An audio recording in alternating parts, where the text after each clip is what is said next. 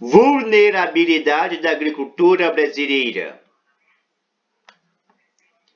As previsões para a próxima safra brasileira de grãos, que deve alcançar 289,8 milhões de toneladas, 14,7% mais do que a safra 2020-2021, mostra como a agricultura brasileira resistiu aos impactos mais fortes da pandemia e readquiriu vigor quando os piores efeitos começaram a ser superados.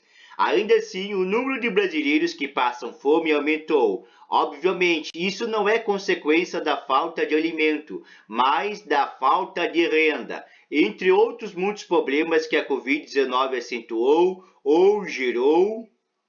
Estado empobrecimento de parcelas da população mundial que já tinham dificuldade de acesso a bens e serviços essenciais.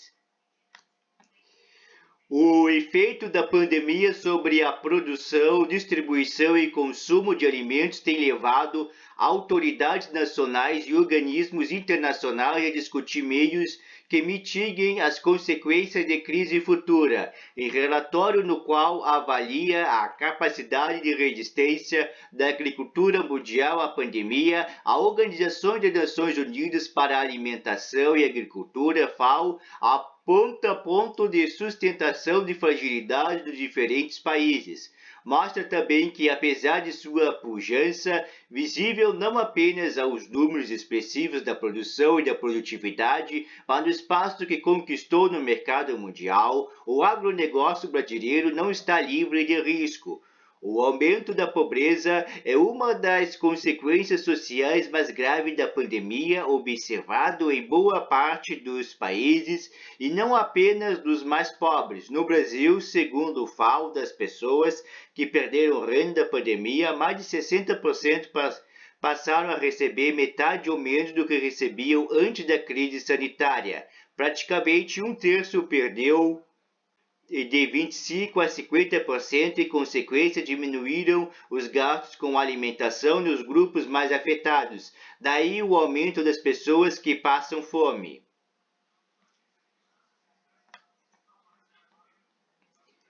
Mas a crise gerada pela Covid-19 também acentuou alguns e permitiu identificar outros pontos de vulnerabilidade de um setor produtivo normalmente sujeito a crises causadas por enchentes, secas, guerras ou oscilações muito fortes dos preços. São vários os riscos a que está sujeito uma atividade essencial que produz 11 bilhões de toneladas de alimentos por ano e emprega, direta e indiretamente, 4 bilhões de pessoas, segundo a FAO. Também aqui o Brasil mereceu citação no relatório. A produção de alimentos envolve um sistema complexo de inúmeras fases e agentes. Crise numa etapa pode afetar todo o conjunto. A disponibilidade de infraestrutura adequada para permitir o escoamento da produção da fazenda e até o centro de distribuição, comercialização ou exportação, por exemplo, está entre os principais fatores da eficiência do setor. No Brasil, onde predomina o transporte rodoviário, a rede de estrada é insuficiente, sua conservação é precária em vários pontos e falta rotas alternativas em casos de anomalia. Assim, chuvas fortes podem interromper importantes redes de escoamento da produção em direção ao centro de consumo e aos portos, o que encarece o produto e cria o risco de perda de parte da carga ou de interrupção do abastecimento. Greves de caminhoneiros mostram como o transporte nacional de mercadorias pode ser prejudicado com a paralisação do fluxo em ponto nevrálgica da malha rodoviária. No limite, fragilidades como essa podem resultar em crises de suprimento ou alta de preços internacionais. A concentração da exportação em determinado mercado ou em determinados produtos é outro risco à produção agrícola apontado pelo relatório da FAO. O Brasil é frágil também nesse ponto.